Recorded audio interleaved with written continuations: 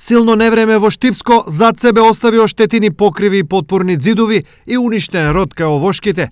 Ова е резултат на ветерот кој синоќа и од утринава во Штип дуваше со разорна моќ. На повеќе места брзината на ветерот беше од 50 до 70 км на час, но најсилен ветер регистриран во Штипското подречје, каде на моменти достигнува брзина и од 100 км на час.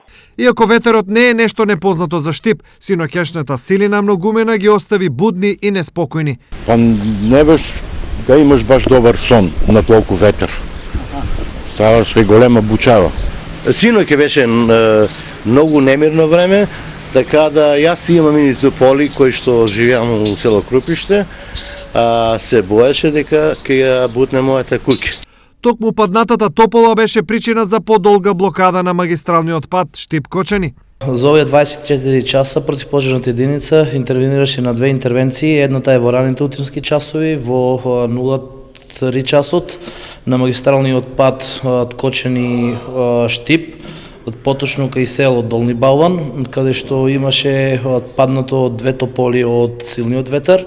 На лице место е испратено едно противпожарно возило и 6 пожарникари, а втората интервенција е на стазата кај населба Македонка, каде што исто така имаме паднато едно огромно дрво. Силниот ветер им отвори многу работа и на штипските комуналци. Едноставно се бориме со ветерот.